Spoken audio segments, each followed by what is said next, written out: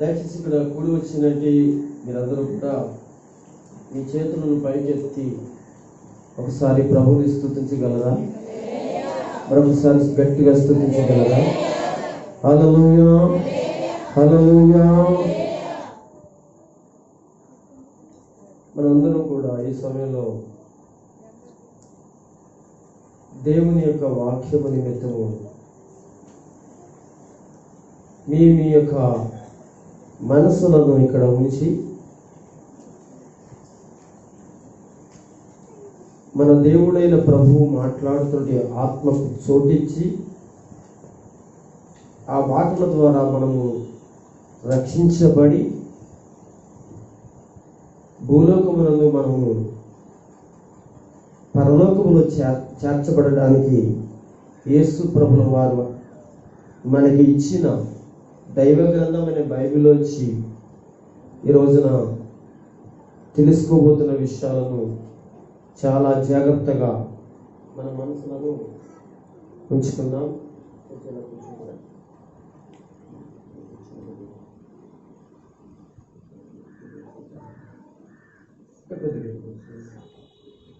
సరే,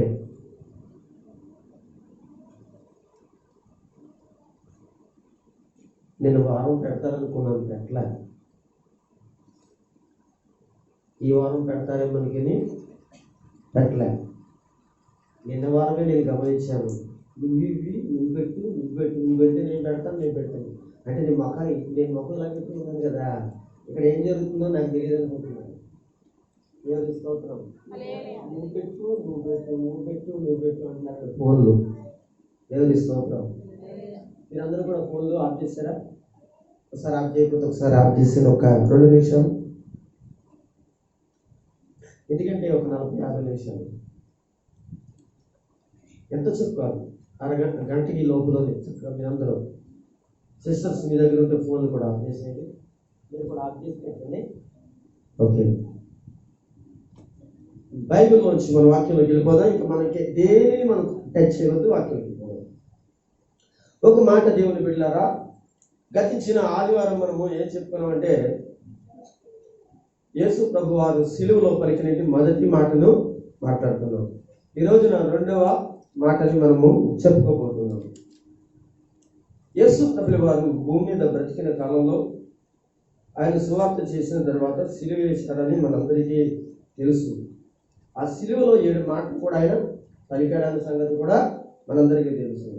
సంఘంలో good Friday రోజున ఈ మాటలు ప్రపంచ దేశంలో ఉన్నటువంటి క్రైస్తవులు ఎవరైతే ఉన్నారో, పాస్టర్ గారు ఎవరైతే ఉన్నారో, వాళ్ళందరూ ఏం చేస్తారంటే ఆ రోజున ఈ 7 మాటలను సంఘంలో ఉన్న వారితో చదివించడం కానీ, ఏమైనా 4 మాటలు చెప్పేటువంటి అలవాటు కలిగిన వారు ఎవరైనా ఉంటే వారితో ఏం చేస్తారంటే ఈ మాటలు చెప్పిస్తారు.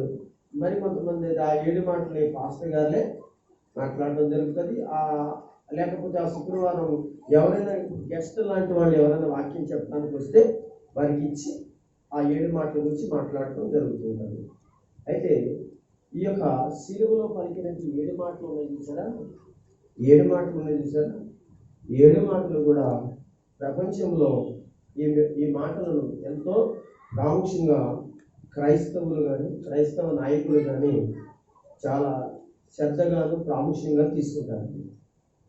కనుక ఆ మాటల నుంచి మనం కొన్ని రోజున ధ్యానం చేయడానికి ఈరోజు సిద్ధపడుతున్నాం. తొందరగా నేను ఈ విషయాలను మీతో పంచుకోవడానికి ఇష్టపడతాను. ఈ రోజున 2వ మాటను మనము ధ్యానం చేద్దాం. ఆ మాట ఎక్కడ ఉంటుంది అంటే లూకా రాసిన సువార్తలో ఈ 2వ మాట ఉంటుంది. 23వ అధ్యాయంలో చూద్దాం. 23వ అధ్యాయం 23వ అధ్యాయము 43వ వచనం. 43వ వచనం. అందరూ బైబిల్లో తీసి చూడండి, చదవండి. అందుకు ఆయన వానితో, నేడు నీవు నాతో కూడా పరదేశంలో ఉండువని నిశ్చయముగా నీతో చెప్పుతున్నాను అని మాట్లాడుతుంది. ఇక్కడ మనం ఒక సంగతి మనం తెలుసుకుని వెళ్ళాలి. అందుకు ఆయన అని ప్రారంభించాడు. అందుకు ఆయన వానితో, ఇక్కడ ఆయన ఎవరంటే యేసు ప్రభు. వానితో అంటే ఒక దొంగతో యేసు ప్రభు చెప్తున్నది మాట ఏంటంటే, నేడు అంటే ఇప్పుడే నీవు నాతో కూడా పరదేశంలో ఉందివని నిశ్చయంగా నీతో చెబుతున్నాను. ఇక్కడ ఒక విషయం, యేసు ప్రభుని గొల్గోతా అనేబడిన స్థలం దగ్గరికి తీసుకుని వచ్చి సిలువ వేస్తూ మేకులు కొడుతూ ఉండగా ఆయన సిలువలో నిలబడి లేక సిలువలో ఎలాడబడి ఉంటుండగా ఆ యేసు క్రీస్తు అనబడినటువంటి ప్రభుల వారు చెంతన లేక కుడి వైపున ఒకరిని ఎడమ వైపున ఒకరిని తిరిగినాను.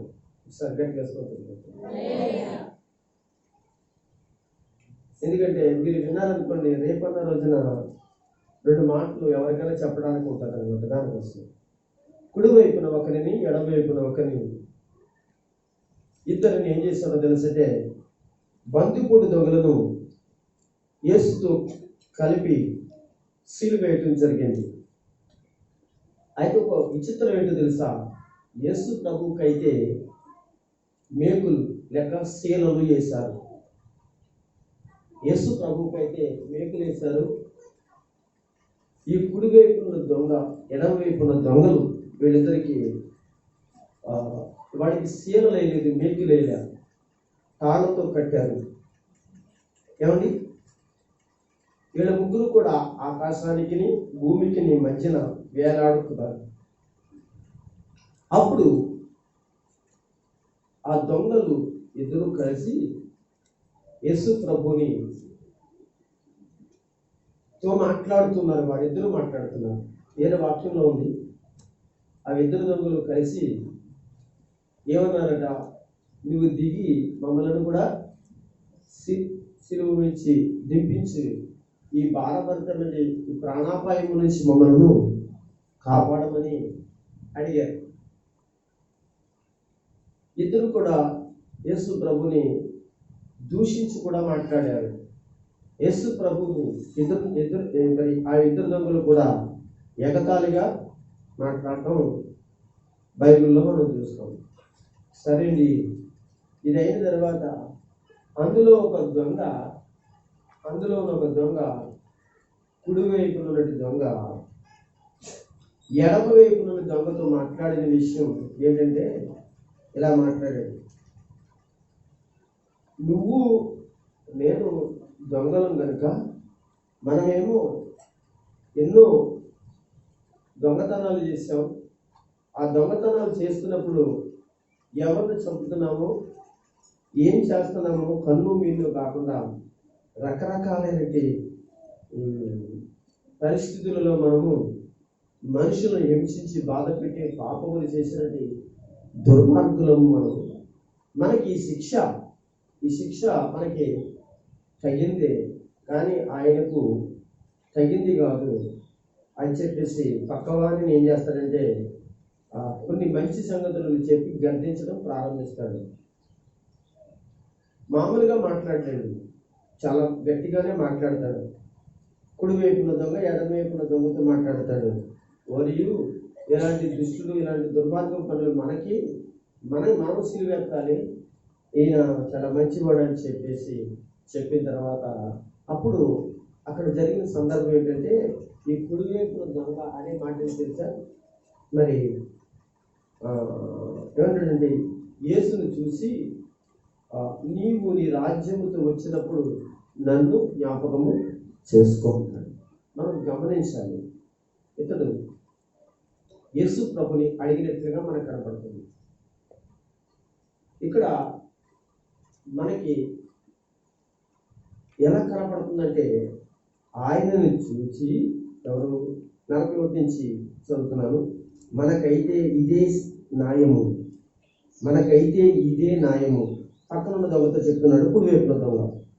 కానీ మనము చేసిన వాటికి తగిన ఫలమును పొందుతున్నాము. వింటున్నారా? మనకైతే ఇదే న్యాయం. మనం చేసిన తప్పులు పొరపాట్లు సామాన్యమని కాదు, మనం చేసినది పరిస్థితులు మంచివి కావు. కానీ ఇక్కడ మనము చేసిన వాటికి తగిన ఫలమును పొందుతున్నాము. కానీ ఈయన ఏ తప్పిదమును చేయలేదని చెప్పి ఆ దొంగతో అనగా ఎడవిపుడు దొంగతో చెప్పి ఇలా అంటాడు, ఆయనను చూసి యేసు, నీవు నీ రాజ్యంలోనికి వచ్చినప్పుడు నన్ను జ్ఞాపకం చేసుకోమని అంటాడు. ఇక్కడ మనకి ఏం అర్థం చేసుకోవాలి అంటే, ఆ సిలువలో ఒక ప్రార్థన చేస్తున్నాడు. మీరు వినాలి, సిలువలో ఒక ప్రార్థన చేస్తున్నాడు ఒక దొంగ. మనం ఒక విషయాన్ని నేర్చుకోవాలి. యేసు ప్రభువుకు ప్రార్థన చేస్తేనే మనము రక్షించబడతాం. యేసు ప్రభువుకి ప్రార్థన చేస్తేనే మన జీవితం మార్చబడుతుంది. ఇతడు రక్షణ పొందడం కొరకు, రక్షించడం మరి కొరకు సిలువలో అతను ఏం చేస్తున్నాడు? ప్రార్థన చేస్తున్నాడు. ఏమండి, ప్రార్థన అనేది దేవునితో మాట్లాడడం. అదేవిధంగా ప్రార్థన అంటే ఏంటి? దేవునితో మాట్లాడడం. కానీ ఆరోగ్యంగా ఉంటే, బలంగా ఉంటే మోకరించి ప్రార్థన చేయొచ్చు.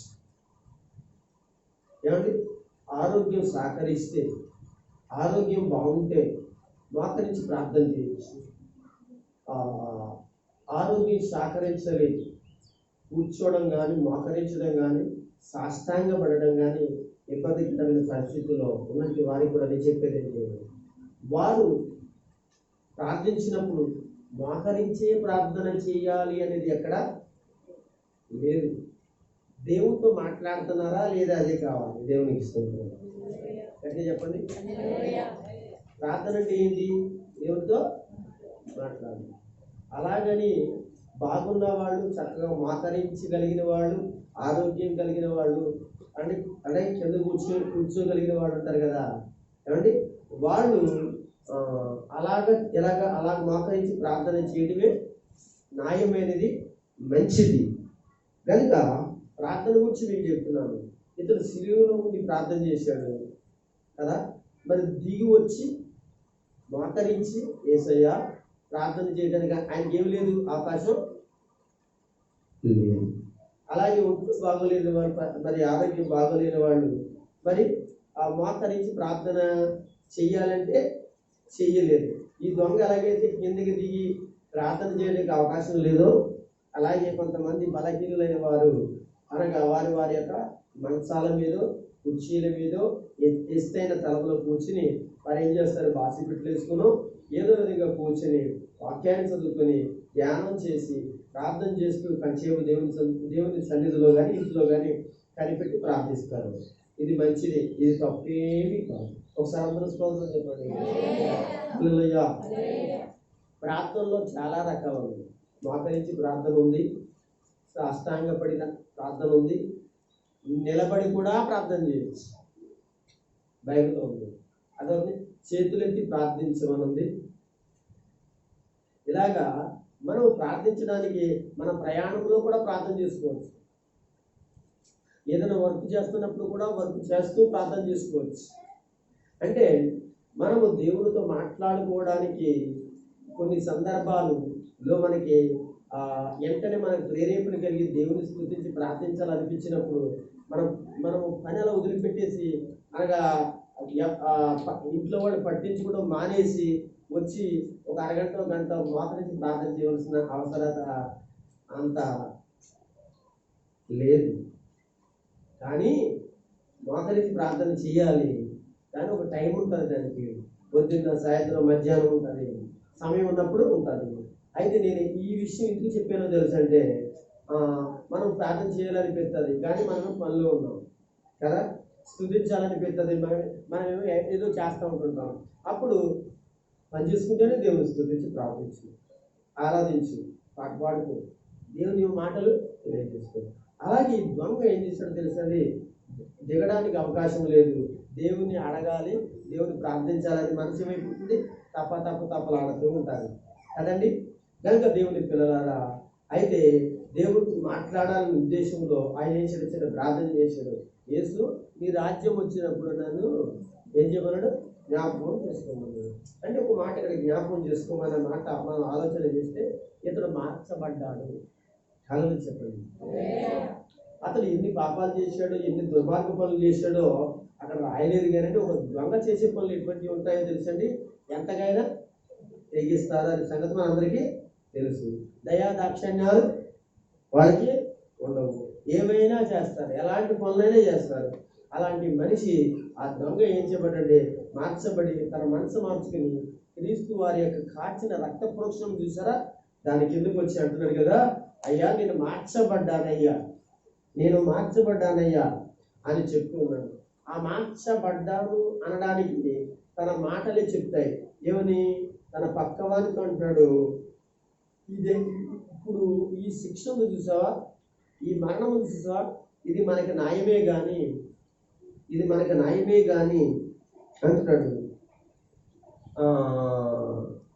మనము ఏం చేసామో దానికి మనం ప్రతిఫలం పొందుతున్నాము కానీ అనే మాటలు మాట్లాడుతుంటే అతడు ఏం చేయబడ్డాడో తెలుసా, తన గతించిన పాపాలన్నింటినీ కూడా యేసు ప్రభు వారి దగ్గర ఒప్పుకొని తన జీవితాన్ని ప్రభు కొరకే ఈ ఆఖరి క్షణంలోనైనా ఏం చేయాలనుకున్నాడు, ఆఖరి క్షణంలోనైనా మార్చబడి చచ్చిపోయిన తర్వాత యేసు ప్రభు వారితో ఉండాలి. ఆయనకు ఒక రాజ్యం ఉంది, ఆ రాజ్యంలో ఒక కుమారుడు గాను ఒక బిడ్డ గాను నేను ఉండాలనే ఉద్దేశంతో అన్న మాట నుండి రాజ్యం వచ్చినప్పుడు నన్ను జ్ఞాపకము చేసుకోవాలి. అప్పుడు యేసు ప్రభు వారు అతన్ని చూచాడు. ఇలా చూడగానే అతనిలో ఏం కనపడిందంటే అతడు మార్చబడినట్టు జీవితం కనపడుతుంది. వెంటనే అంటాడు ఆయన, ఆ ప్రార్థనకు సమాధానం ఏమంటాడు తెలుసా, అందుకు ఆయన వానితో, ఎవరతడు దొంగతో అంటాడు, నేడు నీవు నాతో కూడా పరదేశీలో ఉండు. ఒక్కసారి గట్టిగా దేవునికి స్తోత్రం చెప్పగలరా? ఒక్కసారి గట్టిగా. మీకు ఒక చిన్న విషయం, నేను వాక్యానికి వెళ్ళే ముందు ఈ విషయాలు చెప్పి వెళ్తాను.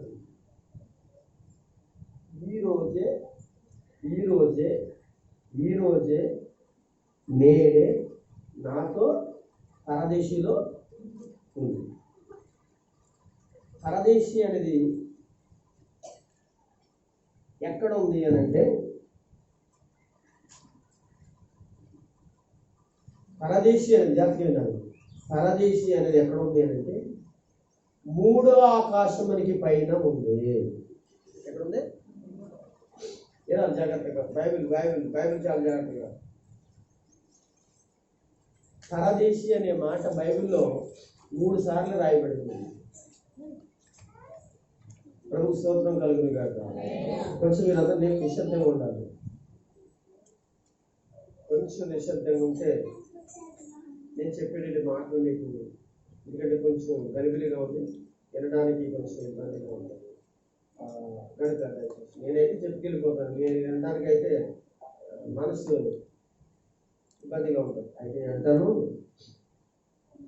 ఈ పరదేశీ అనేది మూడో ఆకాశమునికి పైన ఉంది. ఇప్పుడు మిమ్మల్ని అడుగుతున్నాను, పరదేశీ అనేది ఎక్కడ ఉందో ఒకసారి మీరు జ్ఞాపకం పెట్టుకొని ఆలోచించవచ్చు. మూడో ఆకాశముకు పైన ఉంది.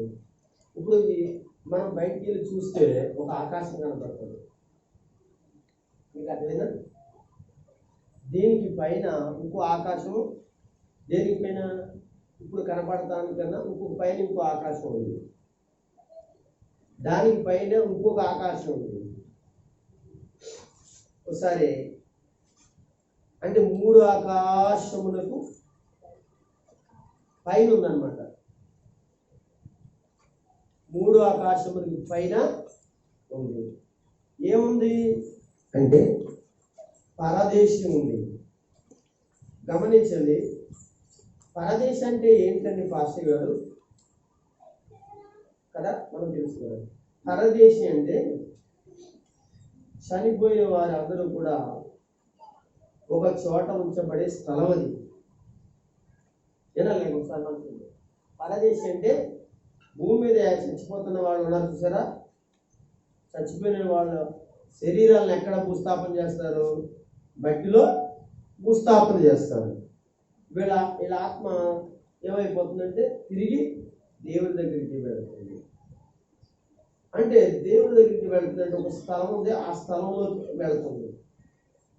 అయితే ఇప్పుడు మీరు ఒక డౌట్ రావచ్చు, ఒకవేళ డౌట్ రాకపోయినా ఎప్పుడైనా రావచ్చు. ఇంకా అదైనా ఒక డౌట్ రావచ్చు, ఇప్పుడు రాకపోయినా ఎప్పుడైనా డౌట్ వస్తుంది. ఏమండి పాస్టర్ గారు, చచ్చిపోయిన వాళ్ళు 2 రకాలు ఉన్నారు కదండి. ఒకళ్ళేమో దేవునికి విధేయులైన వారు చచ్చిపోయారు, ఏనండి అండి. కొంతమంది ఏమో దేవునికి విధేయులే చచ్చిపోయారు, కొంతమంది ఏమో దేవునికి ఏమో విధేయులు కాని వారు చచ్చిపోయారు కదా.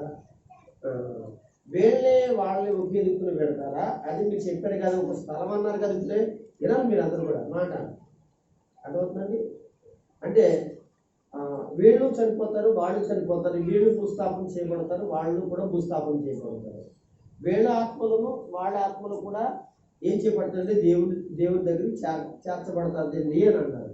దేవుడి దగ్గరికి చేర్చబడతాది అన్నప్పుడు కొంచెం మీరు ఆలోచించాలి, లేకపోతే నేను ఆలోచింప చేస్తూ ఉన్నాను.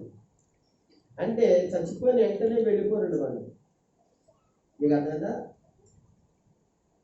దేవుని దగ్గరికి వెళ్ళారండి అని మనం ప్రార్థన చేసినా, వాళ్ళు విశ్రాంతి పొందుతున్నారని ప్రార్థన చేసినా, దేవుని దగ్గరికి వెళ్ళి ఆత్మలని పెడతాయని చెప్పాననుకోండి. ఇప్పుడు వాళ్ళు చచ్చిపోయిన వెంటనే వెళ్ళిపోయారనే అనగా ఆలోచనలకు మీరు వెళ్ళొద్దు. అంటే చచ్చిపోయిన వాళ్ళ ఒకవేళ దేవుని దగ్గరికి వెళ్ళిన వారిలో కొంతమంది ఏమో విధేయులై ఉన్నారు, కొంతమంది అవిధేయులై ఉన్నారు. అయితే వాళ్ళకి ఒక స్థలాన్ని నిర్మించాడు. ఇలా వినాలి, ఒకసారి వినాలి. వాళ్ళకి ఒక స్థలాన్ని నిర్మించాడు. అవిధేయులైన వారినేమో ఒక పక్కన పెడతాడు, విధేయులైన వారిని ఏం చేస్తాడు, ఇంకొక పక్కన పెడతాడు. మీకు అర్థమైందండి? అయితే ఈ పరదేశి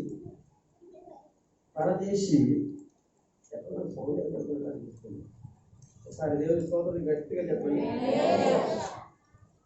వీళ్ళు వాళ్ళు కలిసి ఒకే స్థలంలో ఉంటారు. ఉదాహరణకు మాట చెప్పండి. తిరుపతి పలానూరులో ఒక ఆయన కనబడ్డాడు. మీరు ఎక్కడ ఉంటారు అంటే సరిపిల్లలో ఉంటారు. తర్వాత రాంబాబు గారు కూడా అదే వ్యక్తి కనబడ్డాడు. మీరు ఎక్కడ ఉంటారు? సరిపిల్లలో ఉంటారు. వీళ్ళిద్దరు ఎక్కడ ఉన్నారు? ఒకే స్థలంలో ఒకే ఊర్లో ఉన్నారు, కానీ ఒకే ఇంట్లో ఉన్నారు. వాళ్ళకి తేడా ఉంది.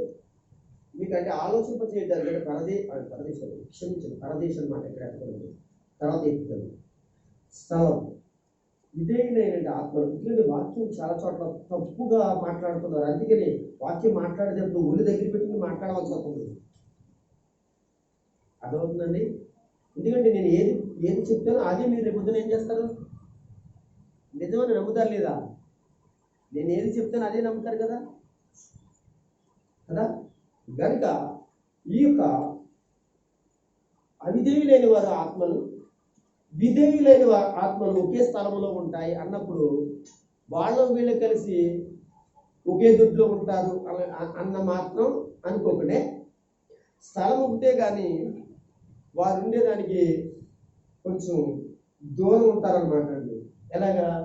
రాంబాబు గారు ఏదో చెప్పారు కదా, ఆయన ఉండే ఇల్లుకి తిరుపతి ఉండే ఇల్లుకి ఎంత దూరము అలాగా దూరం ఉంటారు.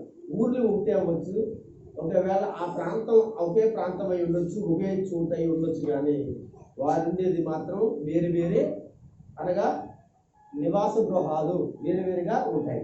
ఇక అర్థమైందా? అలాగే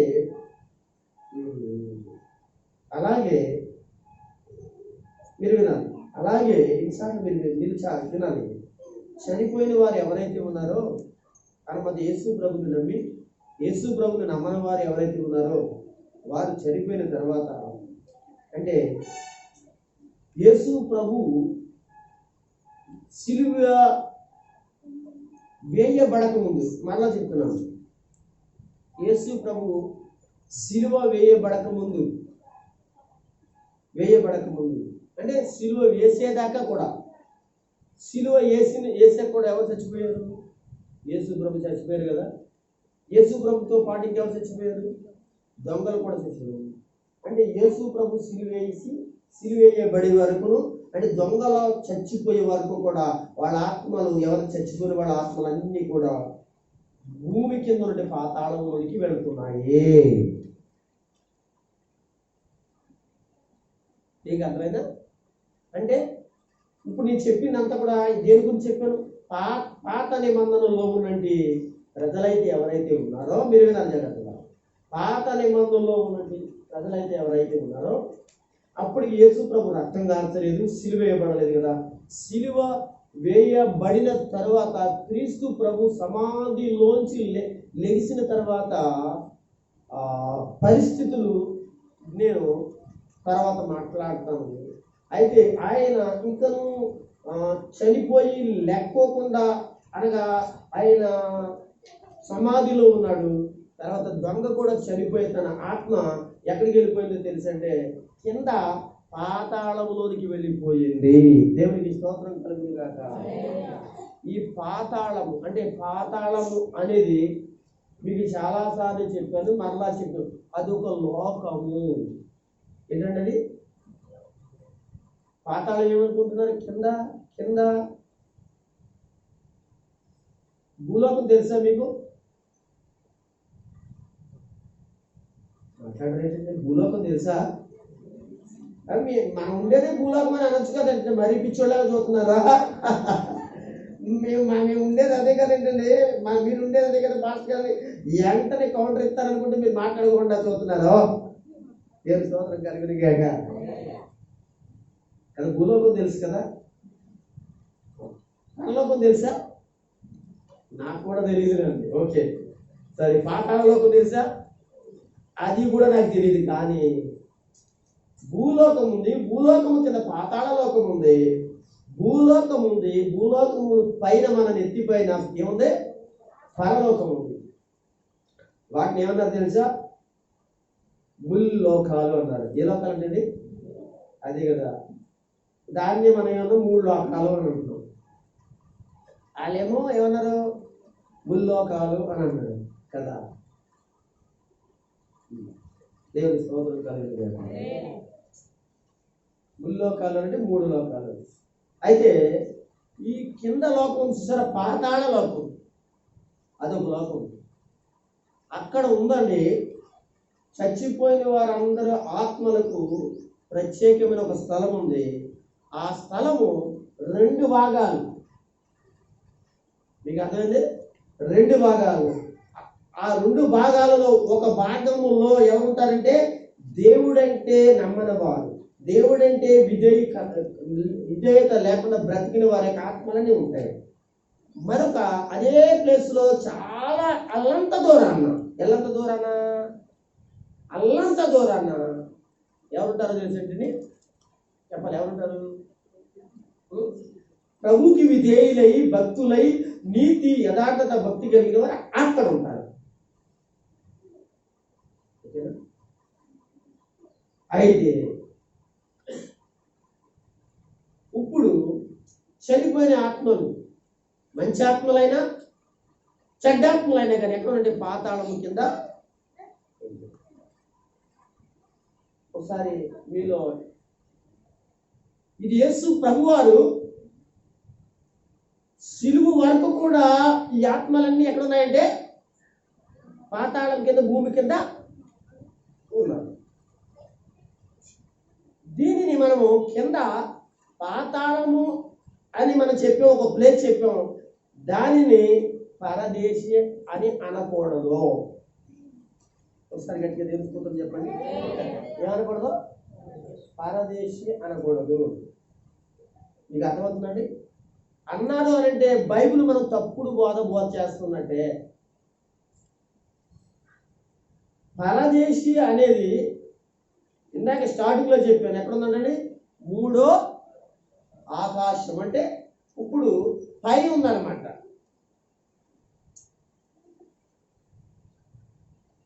అయితే మీకు ఒక ఆలోచన వచ్చే ఉంటుందని నేను అనుకుంటున్నాను. పాస్టర్ గారండి, చచ్చిపోయిన వాళ్ళందరూ కూడా పరదేశిలో ఉంటారని అంటున్నారు కదా, మరి పైన పరదేశి ఉన్నప్పుడు ఇప్పుడు దాకానేమో కింద పాతాళము 2 చోట్ల ఉన్నాయి. 2 చోట్ల ఒకళ్ళేమో అనగా భక్తి లేని వారు ఉన్నారు, మరి కొందరేమో భక్తి లేని వారు ఉన్నారని మీరు అంటున్నారు కదా, మరి పరదేశంలోకి ఎప్పుడు వెళ్తామండి పాస్టర్ గారు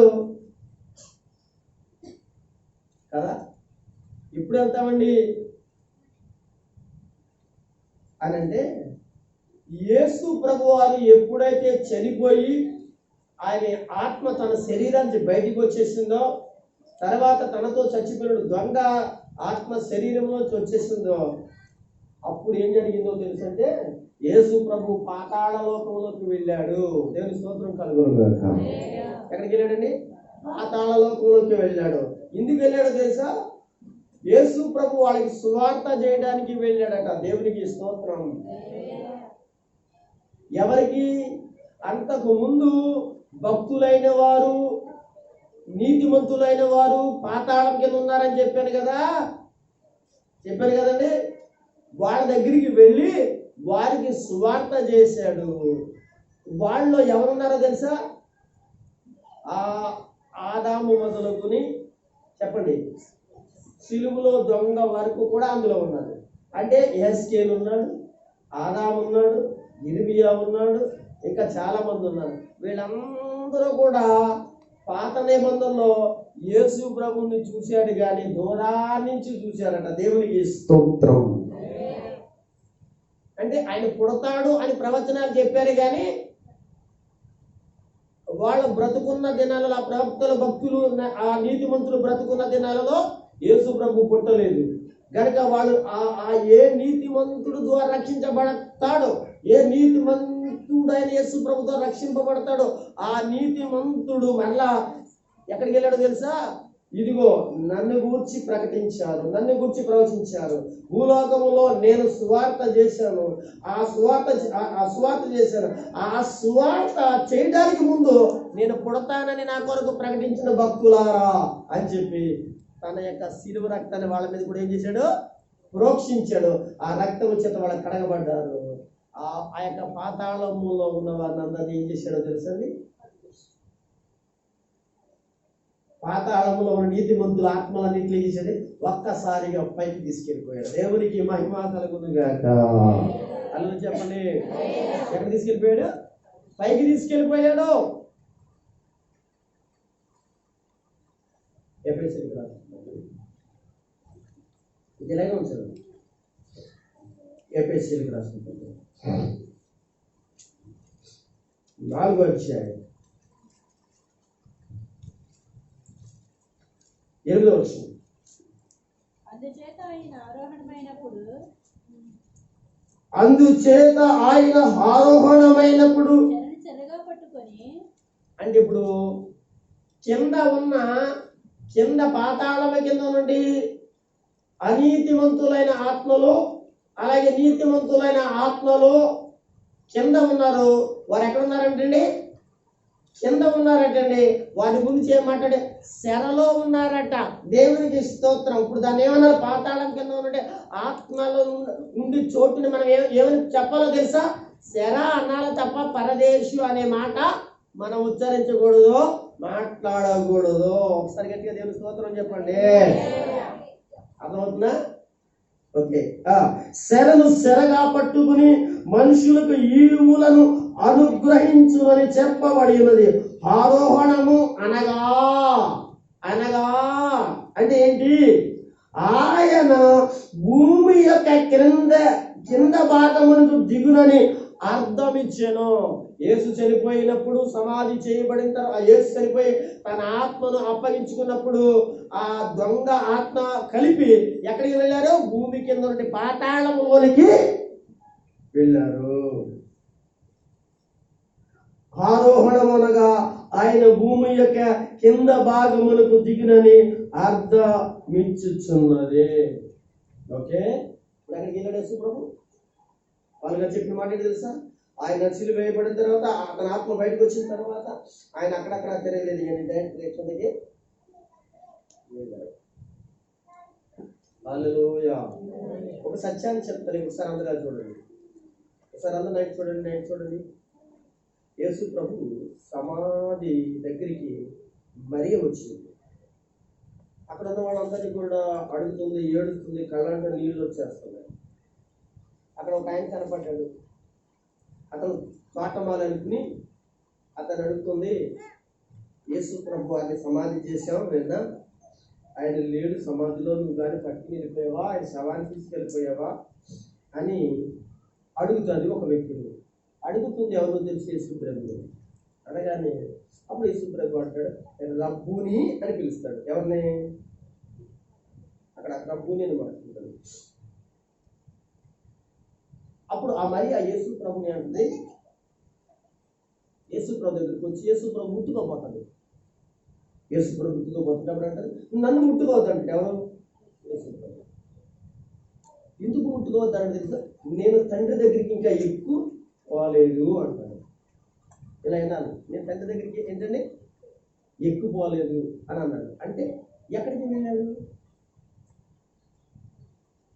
యోహాను సువార్తలో ఉంటుంది ఈ మాట. ఇంకా నేను తండ్రి దగ్గరికి ఎక్కువ పోలేదు అంటే నువ్వు నన్ను ముట్టుకోవద్దు అనే మాట అక్కడ కనపడుతుంది. నేను తండ్రి దగ్గరికి అంటే మరి ఎక్కడికి వెళ్ళాను? అది కూడా ఒక విషయం జరిగింది. ఒకసారి పేతురు రాసిన పత్రిక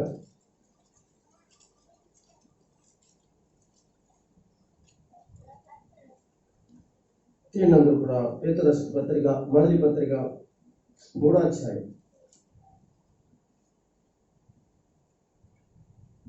తీసారా? 19వ వచనం. 19వ వచనం ఎక్కడ ఉంటారు? ఎక్కడ? యాలయనగా మనలను దేవుని వద్దకు తెచ్చుటకు అనీతిమంతుల కొరకు నీతిమంతుడైన యేసుక్రీస్తు శరీర విషయంలో చంపబడి, ఆత్మ విషయంలో బ్రతికింపబడి, పాపముల విషయంలో ఒక్కసారి శ్రమపడి, దేవుని దీర్ఘశాంతము ఇకను కనిపెట్టుచున్నప్పుడు పూర్వకాలము నోవహు దినములలో వాడ సిద్ధపరచుచుండగా అవిధేయులైన వారి వద్దకు అనగా చెరలో ఉన్న ఆత్మల వద్దకు ఆయన ఆత్మరూపంగానే వెళ్ళి వారికి ప్రకటించాను. దేవునికి స్తోత్రం. మీరు విన్నారట? ఇక్కడ అవిధేయులైన వారి వద్దకును అనగా శరలో ఉన్న ఎవరట? ఆ శరనే కదా అపోస్తలుడు పౌలు ఏమన్నాడు? శరగా ఏం చేశాడండి? పైకి తీసుకెళ్ళినట్లుగా మనం చూస్తాము. ఇప్పుడు యేసు ప్రభు చంపబడిన తర్వాత నీతిమంతుడైన వాడు అనీతిమంతులైన వారు అంటే ఇంకా యేసు రక్తంలో కడగబడిన వారు అని అర్థం. అనీతిమంతులు అంటే ఎవరు? యేసు రక్తంలో కడగబడిన వారు అంటే యేసు రక్తం ఇంకా చచ్చిపోయిన వాళ్ళు ఎవరైతే పాతాళం కింద ఉన్నారో వాళ్ళు ఇంకా యేసుక్రీస్తు రక్తంలో ప్రోక్షించబడలేదు కనుక ఆయన అక్కడికి వెళ్ళి మీ కొరకై నేనేం చేశాను? రక్తమును కార్చాను, నా రక్తం వల్ల మీరు నీతిమంతులుగా తీర్చబడతారని ఆ యొక్క సువార్తను ప్రకటన చేసిన తర్వాత వాళ్ళు యేసును చూసి వందనములు చెప్పి నమస్కరించి పూజించి ఆరాధించినప్పుడు ఏం జరిగిందో తెలుసా? వీళ్ళందరినీ కూడా అంటే పాతాళలోకంలో నుండి ఒక ప్రత్యేకమైన మరొక గదిలో ఉన్నటువంటి నీతిమంతుల ఆత్మను శరగా ఏం చేశాడో తెలుసా? తీసుకువెళ్ళాడు. శరగా ఉన్న ఆత్మల వద్దకును ఆయన ఆత్మరూపుగా వెళ్ళాడు. ఎలా వెళ్ళాడు? చెప్పడే ఆత్మరూపుగా ఏంటండి? చెప్పడే ఆత్మరూపుగా యేసు చనిపోయి తన ఆత్మ బయటకు వచ్చింది కదా. అప్పుడు తన శరీరం ఎక్కడ ఉంది? సమాధిలో ఉంది. ఎవరికి స్తోత్రం. ఆత్మరూపుగానే వెళ్ళి వారికి ప్రకటించను. ఆ వాళ్ళలో కొందరు అనగా 8 మంది నీటి ద్వారా రక్షింపబడును గనుక దేవుని పిల్లల మీద మనం అని విషయం చెప్పుకుంటున్నాడు. ప్రకటించడం ఏం ప్రకటించేశాడో తెలుసంటే రక్షణ వార్త ప్రకటన చేశాడు. యేసు శిలువ మరణ వార్తను ప్రకటించాడు. వాళ్ళు రక్షించబడ్డారు. వాళ్ళందరినీ సరసరగా తీసుకెళ్తున్నారు. దేవునికి స్తోత్రం. అదేంటది? ఇప్పుడు పరదేశి అంటే ఇప్పుడు పైకి తీసుకెళ్ళిపోగానే ఈ ఆత్మలను తీసుకెళ్ళిపోగానే పరలోకములో ఉందండి. ఏంటది? పరలోకము కదండి. పరలోకములకి కొన్ని వందల వేల కిలోమీటర్ల దూరంలో ఒక పరదేశం ఉంది. అది కూడా ఎలా ఉంటుందంటే ఒక పరలోకం లాగానే ఉంటుంది, కానీ పరలోకం కాదు. ఎందుకంటే పరలోకంలోనే చాలా ఉన్నాయి. మీరు వినాలి లేదా? అంటే పరలోకంలో చాలా ఉన్నాయి. పరలోకంలో చాలా ఉన్నాయి. అందుకని ఆకాశం అనగా పైన నుండి అనగా ఆకాశంలో ఉన్నాయి కనుక అందుకని ఆకాశవాసులారా యెహోవాను స్తుతించండి అనే మాట చూస్తుంది. ఆకాశము పైన కొంతమంది నివాసములు ఉన్నాయని అర్థం. అక్కడ ఆకాశవాసులారా, ఆకాశము పైన ఆయన కొంతమంది వ్యక్తులు అనగా వారు ఉన్నారు, ప్రజలు ఉన్నారు. అదే వ్యక్తులు, ప్రజలు కాకపోయినా వ్యక్తులు, దేవదూతలు, కేరూబులు ఇలా చూస్తే వాళ్ళందరికీ కూడా పరలోకంలో ఆయా ప్రాంతాల అల్లంత దూరాన కొన్ని వందల కిలోమీటర్ల దూరాలు ఉంటూ ఉండగా ఇక్కడ పరదేశి కూడా ఒక చోట, దేవుని స్తోత్రం చెప్పండి, పరదేశి కూడా. ఆ పరదేశికి దగ్గరలోనే ఏముందో తెలుసండి, జీవవృక్ష ఫలములు కూడా దగ్గర, ఆ యొక్క పరదేశం దగ్గరలోనే ఉందండి. దగ్గరలోనే అలాంటి దూరంలో ఎవరున్నాయి, జీవవృక్షములు ఈ పక్క ఆ పక్క ఉంది. ఈ చెట్లకు మయ్యన ఒక నది ఏం చేస్తుంది, ప్రవహిస్తుంది. అంటే అవన్నీ కూడా ఎక్కడ తెలుసండి, దగ్గరలోనే మాత్రమే ఉంది, పరదేశికి దగ్గరలోనే ఉన్నాయన్నమాట. ఇవన్నీ కూడా బైబిల్ కొంచెం జాగ్రత్తగా ధ్యానం చేస్తే మనకు అర్థమవుతుంది. దేవుడికి స్తోత్రం కలుగును గాక. ఒకసారి గట్టిగా ప్రభువుని స్తుతించగలరా? హల్లెలూయా. మీరు అర్థం చేసుకోండి, బైబిల్ చాలా జాగ్రత్తగా అర్థం చేసుకోవాలి, చాలా నేర్చుకోవాలి బైబిల్ని. అయితే ఈ పరదేశి గురించి 3 చోట్ల రాయబడింది బైబిల్లో. పరదేశం గురించి ఎక్కడ రాయబడింది తెలుసండి, లూకా సువార్త 23వ అధ్యాయము 42వ వచనంలో రాయబడింది. ఇంకో మాట కొరింథీయులకు రాసిన పత్రిక 2వ పత్రిక 12వ అధ్యాయం 1, 2, 3, 4 వచనాల దాకా ఒకసారి చదవగలరా? ఇది పౌలుగా చెప్తున్నమాట. అతిశయపడటం నాకు తగదు కానీ, ఎందుకంటే అతిశయ పడవలసి వచ్చింది అంటే అతిశయ పడను నేను, కానీ అతిశయ పడవలసిన పని లేదు, నేను పడను, కానీ అతిశయ పడవలసి వచ్చింది, దేవుని బట్టి అతిశయ పడవలసి వచ్చింది అంటూ ప్రభు యొక్క దర్శనములను గురించి, ఆయన యొక్క ప్రత్యక్షతను గురించి నాకు ఎన్నో ఉన్నాయి, అవన్నీ కూడా నేను చెప్తాను అంటూ మాట్లాడతాడు. క్రీస్తు నందున్న ఒక మనుషుడు అంటే క్రీస్తు నందు ఒక మనుషుడు ఉన్నాడట. ఆ మనిషినంట ఎవరు ఎరుగుతారంట, పౌలు గారే ఎరుగురంట. అతడు 14 సంవత్సరముల కిందట ఎక్కడికి కొనుక్కోబడ్డాడటండి, 3వ ఆకాశమునికి కొనుక్కోబడ్డాడట. చదువు చూడు, శరీరముతో కొనుక్కోబడినో నేను ఎరుగను, శరీరం లేకోకుండా కొనుక్కోబడినో నేను ఎరుగను అని అది దేవునికే తెలియను, అట్టి మనిషి నేను ఎరుగుదును. చూడండి, ఇక్కడ మరొక పరదేశం అంటే నేను చెప్పాను కదా, ఒకటేమో లూకా సువార్త 23వ అధ్యాయం 43వ వచనంలో చెప్తాడు పరదేశం గురించి. ఇది రెండోసారి ఇక్కడ రాయబడింది పరదేశం. ఒకసారి గట్టిగా దేవుని స్తోత్రం చెప్తారా? గట్టిగా ఒకసారి చెప్పండి, గట్టిగా చెప్పారు. ఈ పరదేశి ఇక్కడ కనపడుతుంది. ఏమండి, ఇక్కడ నేను ఒక మనిషిని ఎరుగుదును, అతడు శరీరంతో పరదేశంలోకి వెళ్ళాడో శరీరం లేకుండా పరదేశంలోకి వెళ్ళాడో నాకు తెలియదు, కానీ అది దేవుడికే తెలుసు. కానీ ఒక మనుషుడు మాత్రం ఎక్కడికి వెళ్ళాడంటే పరదేశంలోకి వెళ్ళాడు. ఎవరో ఆ మనుషుడు, ఎవరో కాదండి. ఇప్పుడు ఎవరైతే మాట్లాడుతున్నా ఆ పౌలు గారే వెళ్ళాడు. అందుకే ఒక మాట చెప్పాడు, అతిశయ పడటకు నాకు తగదు కానీ అంటాడు. చెప్పవలసి వస్తుంది అంటే నేను పరదేశికి వెళ్ళాను, పైకి వెళ్ళాను, నేను గొప్ప చెప్పుకోవాల్సిన పని లేదు. కానీ అయితే నేను ఇలా చెప్తున్నాను, ఒక మనుషుడు నేను ఎరుగుదును. ఆ మనుషుడు ఎక్కడికి వెళ్ళాడో తెలుసంటే భూమి నుంచి అనగా 3వ ఆకాశానికి వెళ్ళిపోయాడు. ఎలా వెళ్ళిపోయాడు? శరీరంతో వెళ్ళాడో తెలియదు, రక్తంతో ఎలా వెళ్ళాడో తెలియదు. అక్కడికి వెళ్ళాడు.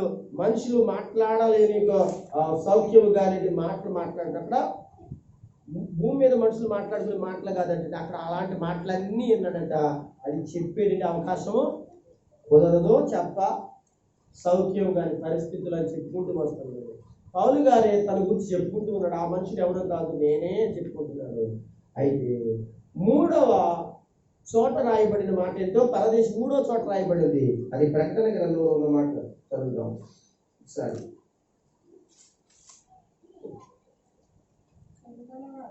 3వ అధ్యాయము అనుకుంటున్నాను, 2వ అధ్యాయము 6వ వచనమ్మ, 7వ వచనం కదా. చెవి గలవాడు ఆత్మ సంగముతో చెప్పు మాటలు విను గాక, జయించు వానికి దేవుని పరదేశంలో ఉన్న జీవవృక్ష ఫలములను. ఒకసారి దేవుని స్తోత్రం చెప్పండి, కొంచెం గట్టిగా చెప్పండి, ఇంకా గట్టిగా చెప్పండి. నేను ఒక మాట అన్నాను, పరదేశి ఎక్కడ ఉంటారు, ఎక్కడంటే పరదేశి దగ్గరలో ఏముంటుందని చెప్పాను నేను. వాక్యం ఆధారం లేకుండా నేను ఏం మాట్లాడను, ఆ దగ్గరలోనే. హల్లెలూయా. అంటే పరదేశికి దగ్గరలోనే ఏముందో తెలుసా? ఒక తోట ఉందంటండి. ఆ తోట ఏంటండి? జీవవృక్షపు తోట. ఆ తోటలో ఏమున్నాయంట చెప్పండి? జీవవృక్ష ఫలాలు ఉంటాయి. అంటే పాస్టర్ గారండి, ఇక్కడ తిన్నట్టుగానే యాపిల్ పళ్ళు, ఇక్కడ తిన్నట్టుగానే దానిమ్మ పళ్ళు, ఇక్కడ తిన్నట్టుగానే ద్రాక్ష పళ్ళు, ఇక్కడ తిన్నట్టుగానే జామ్ పళ్ళు అక్కడ కూడా తింటామండి అంటే, అక్కడ కూడా మనం తిండి తింటామండి అంటే తిండి తింటామండి. అంటే అక్కడ మనం అంటే అక్కడ ఆకలి ఉండదు, దప్పిక ఉండదు కదా, పాట పాడతాం కదా. ఇక్కడ పరలోకంలో అంటే ఏముండదంట చెప్పండి? ఆకలి ఉండదు, దప్పిక ఉండదు, ఇంకేముండదు, చీకటి ఉండదు, వెలుగు ఉండదు కదా. దయచేసి అక్కడ చీకటి ఉంటుంది, ఇంకేముంటుంది, వెలుగు ఉంటుంది, అక్కడ ఆకలి ఉంటుంది, దప్పిక ఉంటుంది. మరి అలా కాకపోతే కీర్తన గ్రంథాలు మీరు ఎప్పుడైనా చదివినప్పుడు కానీ, సంఖ్యాకాండము నిర్గమాకాండాలు చదివినప్పుడు కానీ, భూమి మీద ఉన్న మనుషులకు ఆకాశ ధాన్యం కిందకు వచ్చిందా లేదా? మీరు చదివారా బైబిల్ని? ఆకాశం అంతరిక్షమును తెరవగా దేవుడు ఏం చేశాడు? ఇశ్రాయేలీయుల మీదకి ఏం పంపించాడు చెప్పరా? మన్నా పంపించాడు. మన్నా అంటే ఏంటి? తిండే కదా, ధాన్యమే కదా. అది ఎక్కడి నుంచి వచ్చింది? అది పండితే వచ్చిందా, అది కోస్తే వచ్చిందా, అది కుప్పనూర్తే వచ్చిందా, వాడు శుభ్రంగా దంచుకుని అనగా గాజుల్లో పోసుకుంటే బియ్యంగాను ఆహారంగా అని మారిందా? అదే మీకు తెలుసా? మరి ఎక్కడి నుంచి వచ్చిందంటాడు?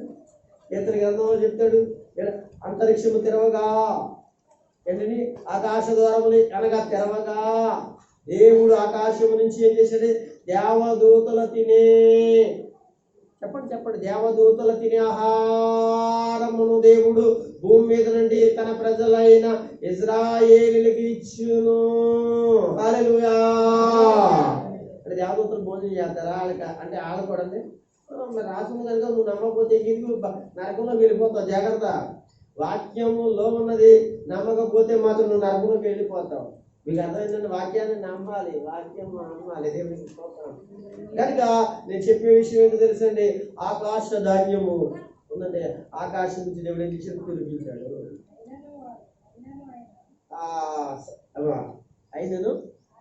ఆయన పైన ఆకాశములకు ఏంటమ్మా? ఈ దేనికి ఆజ్ఞాపించాడు? ఆకాశానిక ఆకాశములక స్పష్టంగా చదవాలి.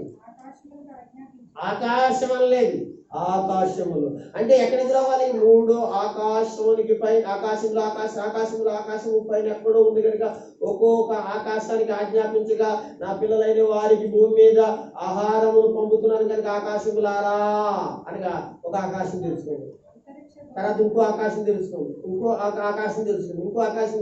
అలాగా పరలోకముని దేవదూతల ఆహారాన్ని భూమి మీదకి పంపించాడు. దేవుడికి స్తోత్రం కలుగును గాక. ఈ రోజున దేవుని వాక్యం తెలియజేస్తుంది కనుక ఇక్కడ చెవిగలవాడు వినును, ఆత్మ సంగముతో చెప్పుచున్న మాట వినును గాక. జయించి వారికి దేవుడు పరదేశంలో ఉన్న జీవవృక్ష ఫలములు, జీవవృక్షం కాదు, జీవవృక్ష ఫలములు, జీవవృక్ష ఫలములు. సరే, ఇక్కడే అదేనండి. ఇప్పటికి నేను లూకా సువార్తలో పరదేశం గురించి చెప్పాను, కొరింథీయులకు 2వ పత్రికలో పరదేశం గురించి చెప్పాను, ప్రకటన గ్రంథంలో నుండి పరదేశం గురించి చెప్పాను. అంటే పరదేశి అనేది ఎక్కడ ఉంది అనేది ఖచ్చితంగా మనం ఆలోచిస్తే బైబిల్ ద్వారా ఎక్కడ ఉందండి? మూడో ఆకాశానికి పైన ఉంది కనుక. అనగా పాతాళం కింద ఉన్న పరదేశిని పైకి తీసుకెళ్ళాడు, పరదేశిని పైన ఎట్టాడనే వచ్చిన లేక ఆలోచన మీ నుంచి తీసేయండి. తీసేయండి అర్థం ఏంటి? చాలా మంది పాతాళం కింద ఉన్న పరదేశిని అనగా పైకి తీసుకెళ్ళాడు అని వాచ్ చేశారు కూడా, దాన్ని మీరు తీసేయాలి. ఆల్రెడీ పరదేశం పైనే ఉంది తప్ప కింద లేదు. మీకు అర్థమైందా? అంటే కింద పాతాళం కింద ఉందో తెలుసా? ఒక శర ఉంది. ఆ శర ఏంటో తెలుసంటే ఆత్మల శర. అది ఒక పెద్ద పెద్ద గదులు. మీకు అర్థమైందండి? ఆ గదులలో పాతాళం కింద అనీతిమంతులైన వారు ఆత్మలో ఒక దుక్కున, నీతిమంతులైన వారి యొక్క ఆత్మలను ఒక దుక్కున. ఇది నిజమేనంటారా? మీరు అందరూ నమ్ముతున్నారా? ఏంటి అనుకుంటున్నారా? నమ్ముతున్నారా? మీరు నమ్ముతున్నారా? చెప్పాలి. నమ్ముతున్నారా? నేను నమ్ముతున్నాను అన్నవాడు ఒకసారి మీ చేతిలో ఒకసారి చెప్పండి. నేను నమ్ముతున్నాను అన్నవాడు అందరూ అదే. అంటే నీతిమంతుల ఆత్మలు యేసుప్రభు చచ్చిపోక ముందు చెప్తున్నాను. నీతిమంతుల ఆత్మలు, అనీతిమంతుల ఆత్మలు కింద పాతాళం ఉన్నాయని మీరు అందరూ నమ్ముతున్నారా? కింద పరదేశి కాదు కానీ అది శరను నమ్ముతున్నారా? నమ్మిన వారికి అందరికీ నేను ఏం చెప్తాను తెలిసే, మీరు ఆ స్థిరంగా ఉండండి. ఎవరి బోధలో వినకండి. మరి పాస్టర్ గారు ఎందుకంటే మరి నిరూపించమంటారు కదండి. మరి మేము విడిచిపెట్టనేలాగా అలాగా తెచ్చేసి వదిలిపెట్టే రకాలు కదా నేను. మరి నిరూపించమని అడుగుతారు కదండి. అప్పుడు పరిస్థితి ఏంటండి? ఎలా చెప్పాలండి? నోటు మాట్లాడి కుదురుతుందా? ఏమైనా సాక్ష్యం ఉండాలి కదండి. సాక్ష్యాన్ని కూడా చూస్తున్నా. లోకస్వామి రండి. లోకరాశి సువార్త తీసురా 16వ అధ్యాయంలోకి వచ్చేయండి. ఏమండి? అందరూ కూడా లోకస్ సువార్త 16వ అధ్యాయంలోకి వచ్చి 19 నుంచి 31 వరకు ఇంటికి చదువుకోండి. లోకరాశి సువార్త వెళ్తున్నారా? 16వ అధ్యాయం 19 నుంచి 31 వరకు చదువుకోండి. ఇందులో ముఖ్యమైన విషయాలు నేను మాట్లాడతాను. తర్వాత మీకు ఇక్కడి నుంచి అన్ని అర్థమవుతాయి. చదువుతాం. ఇక్కడ ఒక లాజరు అనే ఒక దరిద్రుడు ఉంటాడు. అతడు చనిపోతాడు కదా. చనిపోయిన తర్వాత దేవదూతలు వచ్చి ఏం చేసే అతన్ని అనగా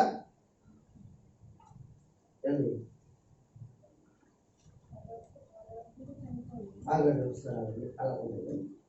అలాగే 22 వచ్చిన అంటాడు, ఆ దరిద్రుడు చనిపోయిన తర్వాత దేవదూతల చేత అబ్రహాము రొమ్మును ఆనుకుడు కొనుక్కోబడి ఏముంది? కొనుక్కోబడి ఉంది. అదే సందర్భంలో ఒక ధనవంతుడు కూడా చచ్చిపోతాడు. ఆ ధనవంతుడు కూడా చనిపోయి పాతిపెట్ట. ఒకసారి చెప్పండి. లాజరు ఏం చేయబడ్డాడమ్మా?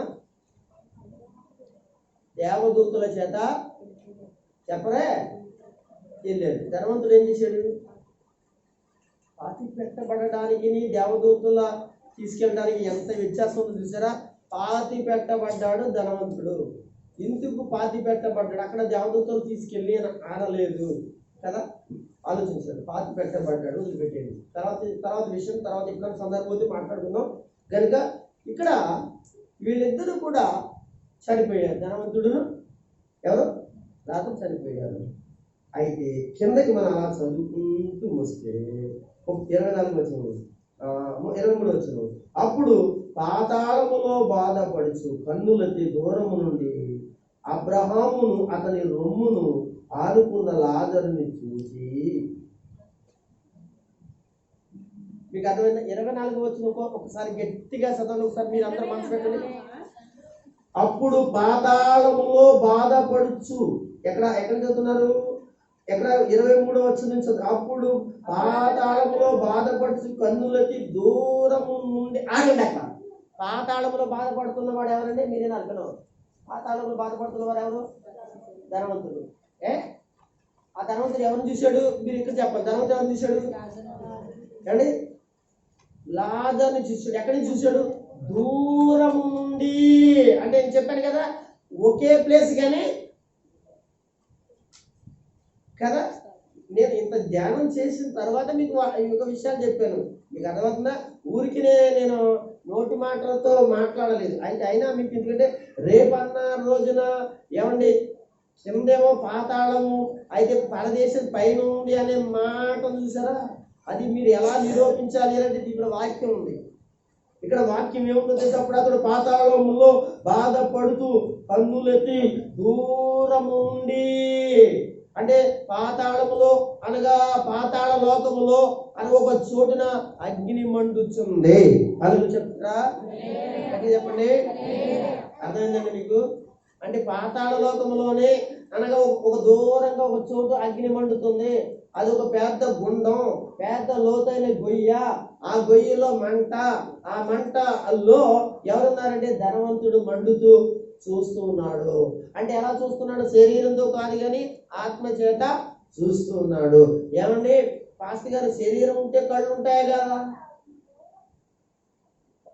చెప్తుంది ఎందుకు చెప్పండి కదా, ఎంతలో ముందుకు వెళ్ళకపోతున్నా నేను కదా. మరి అనగా మరి చూస్తున్నాడు అంటే అక్కడ శరీరం ఉంటేనే కళ్ళు కదా, నాలుగు ఉంటేనే కదా ఆ మాట్లాడడానికి ఉంటాయి, పెదవులు ఉంటేనే కదా, పళ్ళు ఉంటేనే కదా, చేతులు ఉంటేనే కదా, చెవులు ఉంటేనే కదా అక్కడ మాట ఎక్కడ వినపడడానికి. కాదా? కాదా? దేవునికి స్తోత్రం కాదు కనుక దేవుని చిత్తమైనది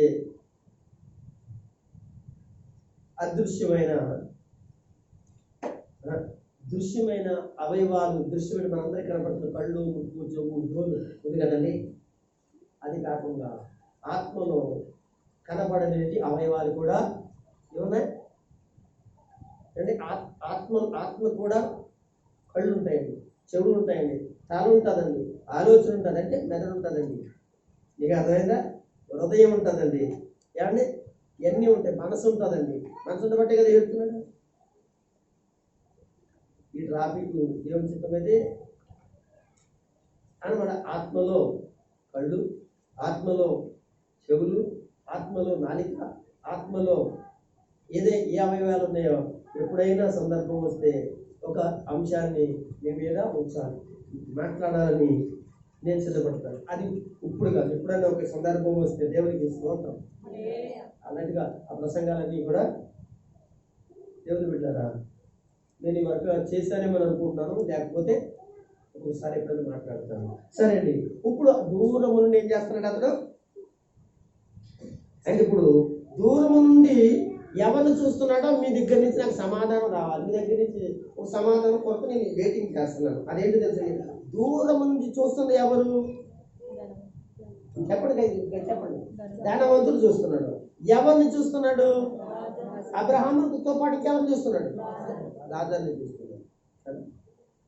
మీకు అర్థమవుతుందా? అంటే వీళ్ళు ఒక శరలో ఉన్నారు. ఎవరు? అబ్రహాము, ఆదాము, ఆనోకు, యోనా, ఇంకా మొత్తం అనగా మొత్తం అందరూ కూడా ఎక్కడ దాకా యేసు ప్రభువు చనిపోయిన వరకు ఎంతమంది ఉన్న ఆదాము మొదలుకొని వాళ్ళందరూ కూడా వాళ్ళు కొంతమంది నీతిమంతులైన భక్తులు, అందరూ కాదు. మరి కొంతమంది అనీతిమంతులైన పాపాత్ములు, దుర్మార్గులు, దేవుని మీద తిరుగుబాటు చేసిన వాళ్ళు అందరూ కూడా ఎక్కడ ఉన్నారో తెలుసా? అక్కడ ఉన్నారు. వాటితో పాటు ఎవరున్నారు? ధనవంతుడు కూడా ఏం చేస్తున్నా ఆ యొక్క ప్లేస్ లో ఉన్నాడు. అది కూడా అక్కడ కూడా బంధించబడి అది ఒక శర, అగ్ని కలిగిన శర. ఏమండి? అయితే ఇక్కడ మనం ఇంకా కొంచెం ముందుకు వెళదాం. నా యందు కనికరించి తన ఎవరిని తండ్రి అబ్రహాము నా యందు కనికరబడి తన వేలు పనులను నీళ్ళలో ముంచి నాలుకను చలార్చుటకు లాజరును పంపుము. దేవునికి స్తోత్రం కలుగును గాక. పంపమంటున్నాడంటే మనం ప్రతి దానికి రాగాలి. పంపమంటున్నాడంటే ఆలోచించండి. డైరెక్టర్ ఇక్కడి నుంచి నాకు ఎవరు కనపడుతున్నారు? గణపాలలో ఒక వ్యక్తి కనపడుతున్నాడు. నాకు ఒక వస్తువు అవసరం, అక్కడి నుంచి కేకేసాను ఏదో పేరు పెట్టి. అయితే ఏదో కూడా పర్మిషన్ తీసుకుంటే కానీ అతను రావడానికి లేదు కనుక ఆ పర్మిషన్ కలిగిన వ్యక్తిని ఏమన్నానంటే ఆయన పంపించి నా దగ్గరికి అన్నానంటే నేను దూరంగా ఉన్నానా దగ్గరగా ఉన్నానా? అదే స్టార్టింగ్లో చెప్పాను. ఏమని ఈ నీతిమంతుల ఆత్మలు అనీతిమంతుల ఆత్మలు చాలా దూరంగా ఉన్నారు అంటే ప్లేస్ ఒకటే చెప్పాను దాకా ఎంత ఎదురు గురించి చెప్పాను కదా. అది కనుక ఇక్కడ పంపుము, నేను అగ్ని జ్వాలలో యాతన పడుతున్నాను కేకలు వేసి చెప్పారు. అందుకు అంటాడు, అబ్రహాము కుమారుడా, నీవు నీ జీవిత కాలం అంతా నీకు ఇష్టమైన సుఖాన్ని అనుభవించావు, అలాగే లాజరు కష్టం అనుభవించాడు, జ్ఞాపకం చేసుకున్నాము. ఇప్పుడైతే వాడు ఇక్కడ నెమ్మది పొందుతున్నాడు. మీకు అర్థమైందండి? ఇక్కడ నెమ్మది పొందుతున్నాడు. జాగ్రత్తగా వినండి, ఇక్కడ నెమ్మది పొందుతున్నాడు అంటే పాతాళ లోకంలోనే ఒక చోట నెమ్మది కలిగిన ప్రశాంతంగా ఏ ఒత్తిడి లేకోకుండా ఆత్మలు ఉండే చోటు ఉంటుంది. నెమ్మది లేకుండా భూలోకంలో చేసిన తప్పుడు పొరపాట్లు, అక్రమాలు, అన్యాయాలు, అవినీతి అనగా మంచి చెడ్డ లేకుండా బ్రతికిన వాళ్ళ యొక్క అవినీతి కలిగిన ఆత్మలన్నీ కూడా మరొక ప్లేసులో అగ్ని ఉంది కనుక అందులో యాతన పడుచు ఏడుస్తూ ప్రారంభిస్తున్న స్థలం పరిస్థితులు కూడా మనకు కనపడుతున్నాయి. ఇంకా కొంచెం ముందుకు వెళదాం, తొందరగా వెళ్ళిపోతాను. అయితే ఇక్కడ నుండి మీ దగ్గరకు దాటి పోగోరు దాటి జాలకుండినట్లుగా అక్కడ వారి మా వద్దకు దాటి రాజాలకుండినట్లుగా మాకును నీకు మధ్యన ఒక పెద్ద మహా అగాధం ఉందని చెప్పాను. దేవుడికి గట్టిగా స్తోత్రం చెప్పండి. ఒకే ప్లేస్ కానీ మధ్యలో ఉంది రావడానికి పెద్ద కాలవడ్డు ఉంది, పెద్ద నది అంటే ఉంది. అది నది అంటే నది కాదండి, అదే తెలిసిన అగాధం అంటండి. కుదరదు అబ్బాయి. అక్కడి నుంచి అక్కడ ఉన్న నీతిమంతుల ఆత్మలు ఏం చేశాడు? సెరగా ఉన్న వాళ్ళని ఎక్కడ తీసుకెళ్ళాడు? పరదేశంలోనికి తీసుకెళ్ళాడు. దాని గురించి ఆ దొంగతో అంటాడు, నేడు నాతో కూడా ఎక్కడ ఉంటామన్నాడు? పరదేశిలో ఉంటామన్నాడు. దేవుని చిత్తం అయితే అవి వాక్యంలో ప్రయాణించారు. ఇప్పుడు దాకా చెప్పింది ఉపాధ్యాయులు ప్రసంగం రేపు ఆదివారం చేస్తాను.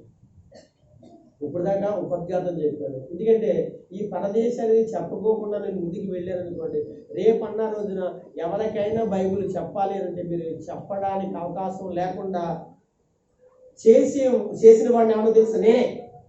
అంతే కదా? నేను నేర్పించకపోతే మీరు ఎవరికి చెప్తారు?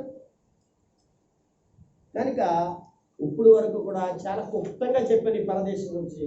చాలా వివరంగా చెప్పాలి అంటే ఇప్పుడు టైం జరుపుకున్న తర్వాత టైం కూడా నాకు సరిపోదు. అందుకని పరదేశి 3 సార్లు రాయబడింది.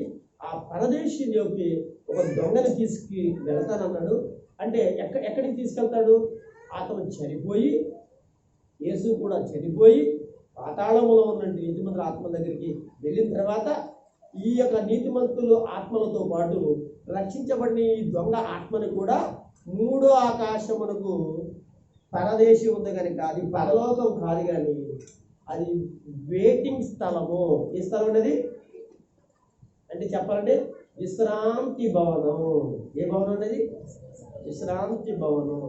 ఎప్పుడు వరకు విశ్రాంతి భవనం అంటే ఈ భూమి మీద ఎన్ని కోట్ల ఆత్మలు నీతిమంతుల ఆత్మలుగా తీర్చబడిన తర్వాత, రక్షించబడి క్రీస్తు రక్తంలో కడగబడిన తర్వాత చనిపోయిన వారు కానీ చంపబడుతున్న వారు కానీ ఎవరైతే ఉన్నారో వారందరి ఆత్మలను ఆ పరదేశంలో ఉండండి ఏంటంటే విశ్రాంతి స్థలములో ఉంచబడతారు. అక్కడ ఎలా ఉంటుందో తెలిసింటే ఒక చిన్న పరలోకములో సుఖ సంతోష ఆనంద ఉత్సాహ ఇక పొదువు లేని పరిస్థితుల్లో విశ్రాంతి భవనం. ఎక్కడి నుంచి?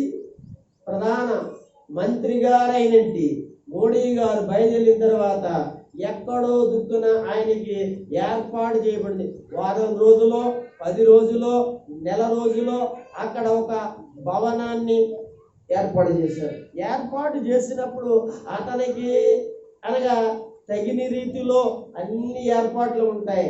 అడగకుండా అన్ని సౌకర్యాలు ఉంటాయి. అడిగే పరిస్థితులు అక్కడ ఉండవండి. ఆ భవనంలో అన్నీ ఉంటాయన్నమాట, ఏ తక్కువ ఉండదు అనమాట. అలాగే ముఖ్యమంత్రి గారు ఎక్కడికి వచ్చింది? విశ్రాంతి భవనం ఒకటి ఉంటుందండి. దేవునికి స్తోత్రం కలగాలి. మన గణపతిలో కూడా విశ్రాంతి భవనం తెలుసా మీకు? మరి గణపతిలో కూడా విశ్రాంతి భవనం తెలుసా మీకు? పెద్ద డెవలప్ వస్తాయి. ఎక్కడ? ధర్నా స్కూల్ పక్కనే ఉంటుందండి కదా. ధర్నా స్కూల్ పక్కనే ఉంటుంది. వెళ్తుంటే పక్కనే ఉంటుంది, చూడండి, గేట్ ఉంటుంది. దాని విశ్రాంతి భవనం. మీకు అర్థమైంది? అది ఎప్పుడు కాదు, ఇప్పుడు చాలా సంవత్సరాల కింద కట్టారు. అంటే పెద్ద పెద్దోళ్ళు ఎవరైనా వస్తే అక్కడికి ఏం తెలుసా, ముందుగానే అక్కడ ఏం చేస్తారు, అన్ని ఏర్పాట్లు వాళ్ళకి చేస్తారు, విశ్రాంతి తీసుకుంటారు, అక్కడే ఉంటారు. వాళ్ళు 2 రోజులు ఉంటారు, 3 రోజులు ఉంటారు, 8 రోజులు ఉంటారు. తర్వాత అంటే వాళ్ళు అక్కడి నుంచి వెళ్ళిపోయే వరకు కూడా అక్కడ ఆ విశ్రాంతి భవనంలో ఉంటారు. అలాంటిది ఏంటో తెలుసు అంటే ఇది చిన్నదిలేండి, పెద్ద పెద్దవి ఉంటాయండి. ప్రధానమంత్రులు అక్కడ సెక్యూరిటీలు ఉంటాయి, కుక్కలు ఉంటాయి, ఇంకోటి ఉంటాయి, కెమెరాలు ఉంటాయి. అబ్బబ్బబ్బబ్బా, ఒకటి కాదు కదా, 2 కాదు కదా, అబ్బో అంటే వద్దన్నా సౌకర్యం ఉంటుందండి అక్కడ. అలాంటి సౌకర్యం ఎక్కడుందో తెలుసా, పరదేశంలో ఉంది. ఎవరికో తెలుసా, నీతిమంతులైన యేసు రక్తంలో కడగబడినది ఆత్మలకు. ఆ ఆత్మలు ఎక్కడికి వెళ్ళి ఇప్పుడు అనగా యేసు ప్రభు సిలువేయబడిన తర్వాత ఈ ఆత్మలన్నింటిలో కూడా ఈ రోజున ఇప్పుడు వరకు కూడా, అంటే యేసు ప్రభు కాడికి ఇప్పుడు వరకు చచ్చిపోయిన వాళ్ళ యొక్క ఎవరైతే నీతిమంతుల ఆత్మలు ఉన్నాయో, రక్షించబడిన ఆత్మలు ఉన్నాయో, ఇవన్నీ కూడా కిందకెట్టలేదు. అప్పుడు వెళ్ళి ఇప్పుడు ఎట్లే, ఇప్పుడు ఎక్కడికి వెళ్తున్నాయి, డైరెక్ట్గా 3వ ఆకాశంలో ఉన్నండి ఆ పరదేశంలోకి వెళ్ళాయి. అది యేసు ప్రభు చనిపోకముందు మాత్రం చనిపోయిన ఆత్మలు అన్నీ కూడా కిందకి వెళ్ళాయి. మీకు చాలా వివరణ ఇచ్చారు, చాలా అనగా మీకు అర్థమయ్యే రీతిలో మీకు బోధించారు. అయితే యేసు ప్రభు ఆ సిలువ వేయబడి ఆయన లేచిన కానించి ఎవరైతే యేసు ప్రభు నమ్ముకుంటున్నారో, చచ్చిపోతున్నారో, క్షమ చేయబడుతున్నారు, వాళ్ళ యొక్క నీతిమంతుల ఆత్మలని కూడా పరదేశికి అక్కడికి వెళ్తున్నాయి. అక్కడ వారు ఏం చేస్తున్నారు, విశ్రాంతి పొందుకుంటున్నారు. అక్కడ ఎంతకాలం ఉంటారు అనే కాడి నుంచే మళ్ళీ వెనక్కి వచ్చాను నేను. ఎంతకాలం ఉంటారు అంటే యేసుక్రీస్తు 2వ రాకడ వరకు కూడా ఉంటారు. అప్పుడు ఏం చేస్తాడో తెలుసా, ఆ ఆత్మలను ఎక్కడన్నా ఆత్మలను పరదేశంలో ఉన్నట్టు అక్కడ చిన్న పరదేశం అక్కడ ఆత్మలను వేలాది కోట్లాది యొక్క ఆత్మలన్నింటినీ కూడా తీసుకుని ఆయన 2వ రాకడలో మధ్యాకాశం మనకు వచ్చినప్పుడు అనగా వారు ఏం చేస్తారో తెలుసండి, చనిపోయిన వారి యొక్క ఆ చనిపోయిన ఆత్మలని కూడా తిరిగి ఏం ధరిస్తాయంటండి, శరీరములను ధరిస్తాయి. అది మట్టి శరీరాలు కాదు కానీ మహిమ శరీరాలు ధరించబడతాయి. అప్పటికి చనిపోకుండా బ్రతికి మనం ఉన్నాం అనుకోండి, మనం కూడా మధ్యాకాశానికి ఎత్తబడతామంట. మధ్యాకాశానికి శరీరంతో ఎత్తబడిన తర్వాత మధ్యలోకి వెళ్ళిన తర్వాత పుటిక్కమని ఓడతాదంటండి ఈ మట్టి శరీరం. ఆత్మ వెళుతుండగానే మహిమ శరీరం మనకు వచ్చేస్తుందట. ఈ వెళ్తూ ఉన్నట్టు ఈ మహిమ శరీరము ఆకాశములో ఉన్నట్టు పరదేశంలో తీసుకొచ్చిన ఆత్మలు ఉన్నది తెలుసరా, ఆ మహిమ దేహములో కలిగినట్టు వారితోని మనము కూడా మహిమ దేహములతో ఏం చేస్తామో తెలుసా, చెప్పండి, కలుసుకుంటా ఉంటాం. సదాకాలము మనము ప్రభుతో ఉంటామని బైబిల్ చెప్పింది. హల్లెలూయా, కలిగి చెప్పండి హల్లెలూయా. ఇది పరదేశి యొక్క చిన్న హిస్టరీ, కొంచెం చాలా తక్కువ. ఇదే పరదేశిని గురించి ఇలా రాయకుండా మర్మయుక్తంగా రాశాడండి. మర్మయుక్తంగా రాశాడు. అంటే మర్మయుక్తం అంటే ఎలాగండి పాస్టర్ గారా అని అంటామా, ఏనండి సరే మీరు కూడా ఏనండి, తాగితే చచ్చిపోతావరా అని అన్నాం అనుకోండి. తాగితే కదా, తాగితే నీవు దేవునికి దూరం అయిపోతావు అని, సిగరెట్ కాల్స్తే దేవునికి విరోధం అయిపోతాం, ఇది పాపం, ఇది మంచిది కాదన్నాం అనుకోండి. సిగరెట్ కాల్స్తే పాపం అని ఎక్కడుందో ఒకసారి చూపించి బైబిల్లో. నేను ఎన్నిసార్లు చదివాను, ఎక్కడ నాకు కనపడలేదు. మరి పిచ్చోడు నీకే కదా, నాకు కనపడలేదా అంటాను. నేను ఏం చేస్తాను, సిగరెట్ కాల్స్తే అనగా పాపమని సిగరెట్ కాల్స్తే నువ్వు నరకలోకి వెళ్తావు, సిగరెట్ కాల్స్తే నీ జీవితం నాశనం అయిపోతుంది, అది చేస్తే అని కొన్ని నువ్వు చేసే తప్పులు రాసి ఉండవు. అది నేనే చెప్తున్నాను, నువ్వు చెప్పేదండి బాబా. కొన్ని తప్పులు పొరపాట్లు అని రాసి ఉండవు, కానీ మర్మయుక్తంగా రాసి ఉంటాయి. చెప్పంటారా, నీ దేహమే దేవుని యొక్క ఆలయం. అర్థమవుతుంది. నీవు నీ శరీరాన్ని, జీవమును, శరీరమును, ఆత్మను ఏం చేసుకోమన్నాడు యేసు ప్రభు రాకడ వరకు ఎలా ఉంచుకోమన్నాడు, నిర్దోషంగా ఉంచుకోమని చెప్పాడు, నిష్కళంకంగా ఉంచుకోమన్నాడు. ఆ మాటకి అర్థం ఏంటి, నువ్వు తాగితే పాపమని కదా, సిగరెట్ కాలిస్తే అది పాపమని కదా, అలాగా తాగడం వల్ల చేయడం వల్ల నువ్వు తొందరగానే చచ్చిపోతావు కదా. అయితే ఇది మర్మయుక్తంగా ఎలా రాశాడు అంటే, మర్మయుక్తంగా ఇంటికి ఎలా రాశాడు అంటే, నీవు అనగా నీ సొత్తు కాదు. ఎవరి సొత్తు?